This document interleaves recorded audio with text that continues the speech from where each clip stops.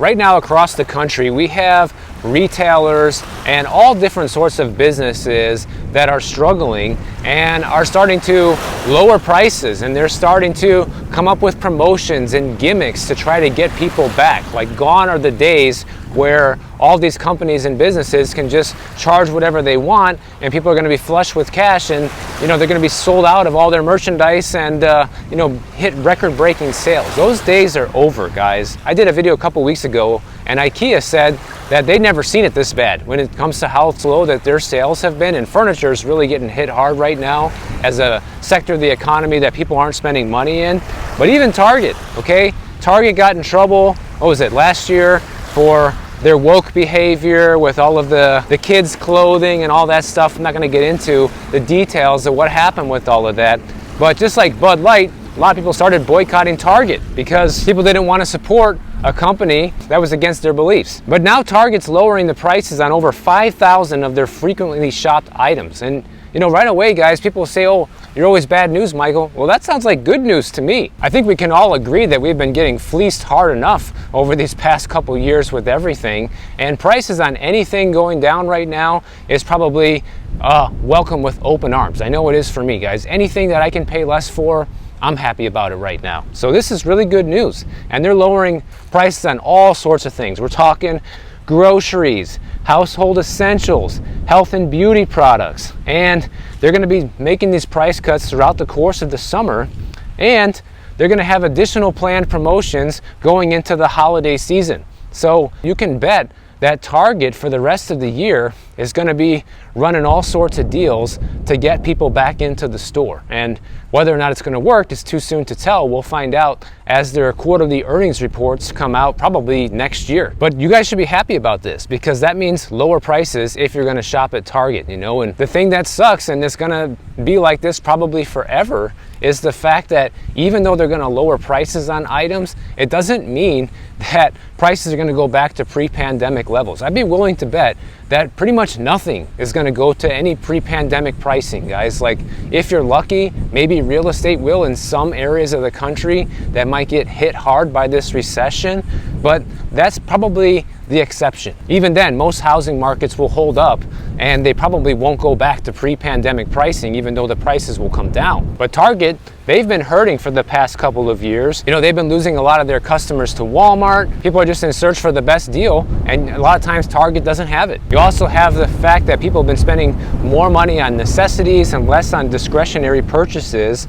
People aren't buying things like home decor and clothes they don't need, and those are some of Target's strongest categories. If you're not selling things that people need, they're going to shop elsewhere. So now they're looking to try to compete with Amazon and Walmart, and they're even launching a new private label, which are going to be products that are all priced below $10. And Target's saying that their lowering of the prices is already starting to work because they've seen a 3.5% year-over-year foot traffic increase in the first quarter of 2024. But Wall Street is predicting that Target sales are still going to take a hit throughout the rest of the year. Right now, they're predicting that Target sales will fall by about 3.7% year over year. And by the way, anybody who's curious, I'm over here doing a little hike and walk and talk in Oleta River State Park. I've never shot a video here, but wanted to start brushing up on my hiking skills while walking and talking, because I'll be doing a lot of that this summer. But I don't know if you guys have been noticing the common theme here with all of these stores and restaurants, but what they're all doing is they're all trying to get customers back into the door spending money, because it is slowing down, noticeably so enough, where these companies are saying, hey, we got to do something about this before it's too late. Wendy's, they're the next one on the list, guys. Wendy's is offering a $3 breakfast deal now in order to take away customers from McDonald's. And, this is kind of what we want to see in this country. We kind of lost this a little while, especially during the pandemic when all this free money was being handed out. You saw the opposite happening. You saw the prices on everything going up because there was no competition, right? There was a giant demand for everything. People couldn't get their hands on stuff, and so they were willing to pay more for it. You know, the real estate market is the perfect example of how that played out on a larger scale. You know, houses were hard to come by, and so what do? They overbid the price of the properties, waive contingencies, waive inspections, and all kinds of stuff like that. Same thing with all these restaurants and stores. You know, they could get away with price gouging people, not having anything on sale. The supply chains were disrupted, making it hard to keep stock of certain items, and when they did get them, they could sell it for more. We don't need to have any sales. Well, now that all of that is over with, everything is moving in reverse. And Wendy's is the latest proof of that. So Wendy's is going to be offering a small portion of seasoned potatoes, a choice of either a bacon, egg, and cheese English muffin or a sausage, egg, and cheese English muffin. That's going to be their $3 breakfast deal. Just thinking about this is making me hungry. In case you haven't noticed, they're already undercutting McDonald's because McDonald's is doing the $5 meal deal and Wendy's is going to have $3. So what are you going to go for? Especially if you're looking for breakfast, you're probably going to go with Wendy's. But this is all good for us, the consumers, because not saying that you want to eat any of this crap, but what I am saying is now that competition is returning to the marketplace in different sectors of the economy, it's going to have the effect where prices are going to start coming down on things, and that's what everybody desperately needs right now. So you can say, oh, you're just nothing but bad news, Michael, but to me, this sounds like fantastic news.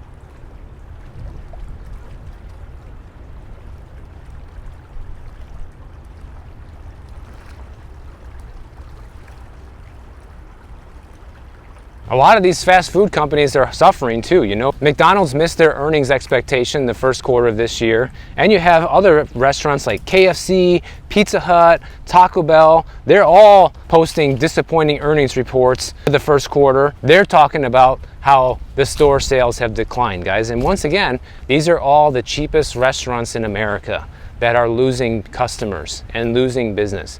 So if those places are hurting, imagine what other places are hurting. When you look a little bit below the surface, it's pretty easy to understand why this is happening, because you have a lot of people right now that are literally going into debt just to buy groceries. It's not uncommon now for people to be putting all of their grocery expenses on the credit card or using a combination of that and buy now, pay later services in order to just feed their family, guys. So if you're doing that, you're definitely not going out to McDonald's or Wendy's or Pizza Hut. You know, we've literally seen the average grocery bill go up by 30% over the past few years. And we know for a fact, just from the video a couple days ago, in the Zillow study, they showed that wages only went up about 20% between now and 2019, whereas the cost of real estate or the cost of rent has actually gone up 30% as well, guys. So if grocery prices have climbed over 30%, that's another category of consumer spending where wages are not keeping up. You know, and we keep getting lied to, talking about how the wages are keeping up, but they're not. The numbers are proving it. And so is the sentiment. So are people's just personal experiences. You know, why are we hearing stories about people putting groceries on credit cards and buy now, pay later if the wages were keeping up with inflation? There'd be no need for that. And then we're all supposed to feel good that the supposed goal of the Fed is to get inflation down to 2%, guys. Well, first of all, they don't seem very serious about this fight on inflation since they're already talking about interest rate cuts and inflation hasn't been squashed. So there's that.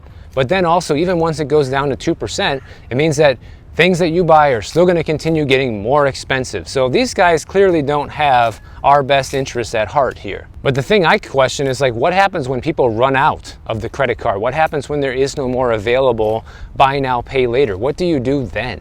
You know, I don't know how many people have reached that end of the line so far. Hopefully a lot of people won't. But the way this is going, that's the direction things are headed right now. And it says here that about 70% of all grocery store transactions are through credit or debit cards, and those payment methods carry risks, especially for consumers who can't pay off the balance in full. Well, if you're using your debit card, it's coming straight out of your bank account, so that doesn't really count.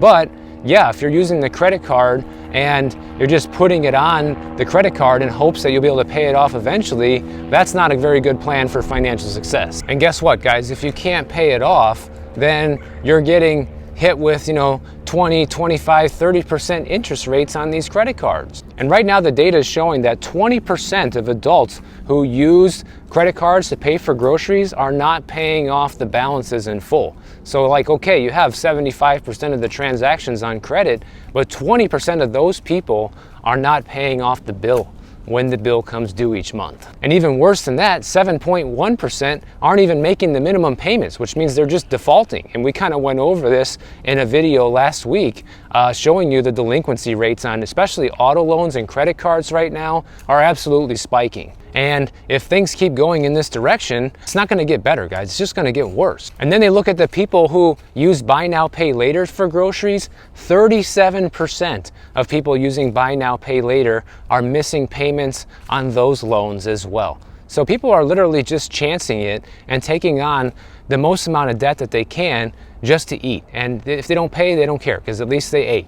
But at what point do their creditors cut them off? That's what I keep wondering. And it's funny, because the government, what the government solution is to this is the same as it is for every other problem, is let's throw money at it. Let's increase, the food stamp benefits. Let's increase other aspects of the social safety net. But there's never any talk about, let's actually get inflation under control for real. Let's stop spending money we don't have in this country, increasing the national debt, which is why we have to continue having higher and worse inflation than we all want. So there's no talk of that. It's just, let's just give people more money, which is never the answer. But that's all they ever come up with. These are the people who are in charge running this country, and that's all they got. Oh, let's give them food stamps. Let's just give them more financial help, which in turn just makes everything more expensive. Like, they didn't learn this lesson during the pandemic. That's what they did. They gave everybody a bunch of free money as help to get through this whole crisis. And where did that end us up? It ended us up in this situation where people can't even afford to eat. So where does it go next? A lot of times these guys are just completely out of touch with reality. They say, well, to avoid, going into debt with buying groceries, you just need to buy all your groceries with cash. Like, oh no, really? You don't think the people that are putting all this on the charge card and buy now, pay later thought of that already? They're not paying cash for this stuff because they don't have the cash, guys. It's that simple. I mean, this is how out of touch with reality a lot of these government officials and people are. They have no clue how much the average citizen is hurting right now, because they don't care. They don't talk to them. They just, pass laws that affect them, because they don't affect those guys. Those guys are good. Those guys, once they retire, they sail off into the sunset, never have to worry about money again. That's already their case if they're working in government. Now, if you're a Florida resident like me, in November, we have something called Amendment 5 on the ballot, which is basically proposing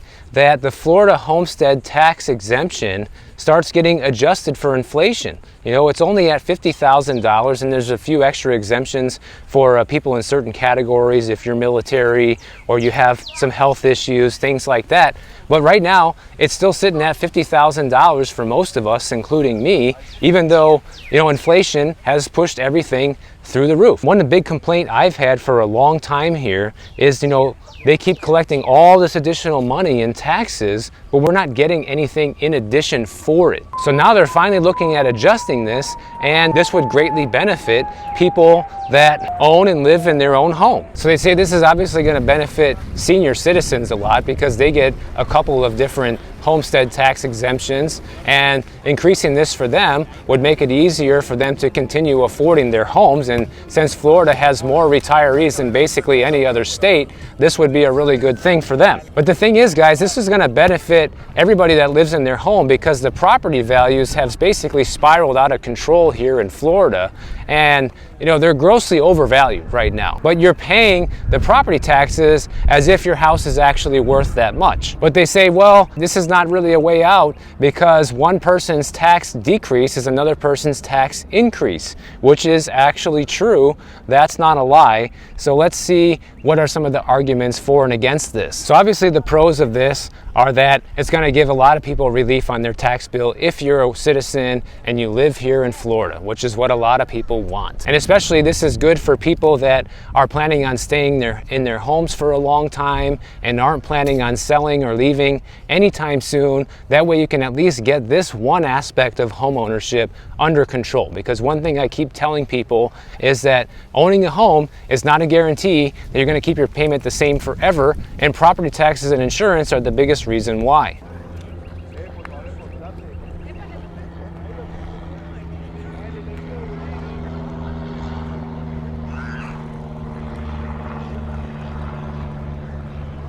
And this would benefit even more people that live in very expensive areas in Florida, like in Miami, where I live, which any relief, like I said earlier, guys, anything that costs less right now, I'm all in favor of it, okay? But the people who are against this say that this comes with some pretty big downside. They say what this does is it shifts the burden, the extra tax burden, over to people who own real estate that don't have homestead exemptions. And it's funny because a lot of the comments I've heard over the years on this channel, and a lot of you guys have said, well, that's what they should do. They should tax people that are investors or have second homes more than people that don't and just live in the property. And they already do that, but it would become even more extreme if this amendment gets passed. Because since we don't have state income taxes here in Florida, that's one of the main reasons that property taxes are as high as they are, because it's one of the only ways that local governments have to collect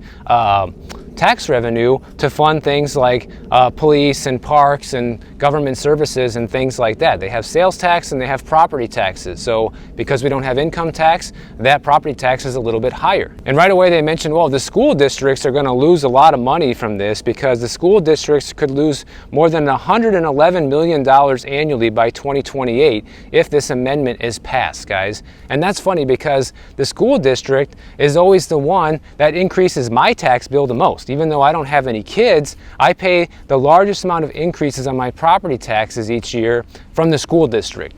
And they're sitting here crying that they're going to lose money over this. People who are against this are also saying that this is going to hurt local governments so much that they will have to either raise millage rates or raise taxes eventually. And another interesting point here, which we can discuss for a minute, is some people worry that this amendment will push the tax burden onto renters, because if you think about it, when you rent a property here in Florida, you're renting a non-homesteaded property because the owner's an investor and they already pay non-homesteaded tax rates, which are higher than homesteaded tax rates. And then this would make their tax bill go even higher. And of course, landlords will attempt to push that cost onto tenants.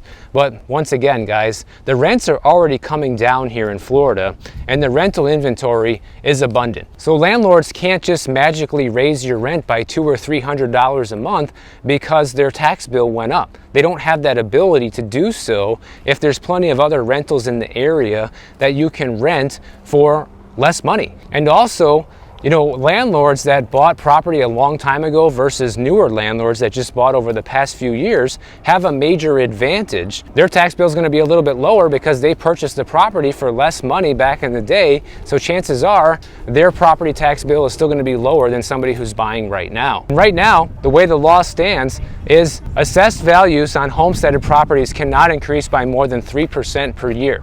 But on non-homesteaded properties, it can go up by as much as 10% per year. Clearly, a lot of these people have never been landlords because they just say, oh, if I own a rental property and my taxes go up, I pass that cost on to my renters. Well, yeah, you can try to do that, but it's not going to work if there's a lot of competition, guys. If there's a lot of available inventory in the area, you won't be able to pass that expense on to the renter. You either have to absorb it or sell the property and not be a landlord anymore. You know, and as a resident here and as somebody who's shown you guys countless properties here where you're talking the property tax bill is $20,000, $30,000, $40,000, $50,000 a year, outrageous tax bills, okay? And everybody always asks the same thing, always the comments are the same, you know, where does all that money go? And the answer is, I don't know. With those major increases that everybody has seen in property taxes over the past several years here in Florida, particularly in more expensive areas like this, they should be flush with cash, guys. That's how I see it. They should be lowering our taxes because, you know, 5 years ago, they were getting a much lower amount of revenue from taxes. And now that it's exploded, they're crying that they still don't have enough money. So when I hear stuff like that, the first word that comes to my mind is corruption. Because just look at the state of California right now, okay? This already sounds bad here in Florida, But in California, it's 10 times worse because the state of California has a huge budget deficit right now. I forget what it is. It's in the billions. Like, it's a lot, okay? Yet, California is the state that collects more taxes than any other state. They tax businesses harder than anywhere else. They have the highest state income tax in the country.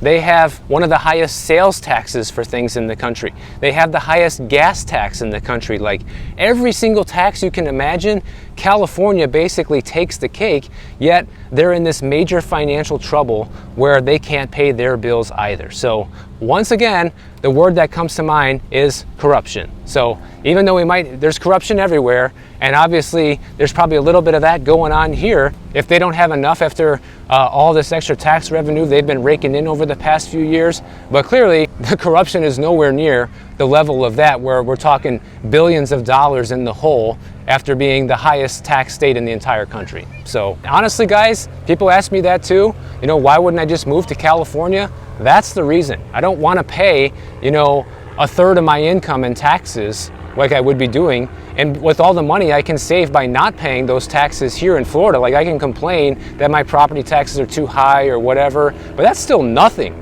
compared to the amount of taxes I would be paying if I lived in the state of California. And guess what? With all those savings, saving that money, I can afford to go over there for a few months and enjoy life rather than just be taxed to death. Until the tax situation changes, I would probably never move to California. Just go and visit for the summer and that's it.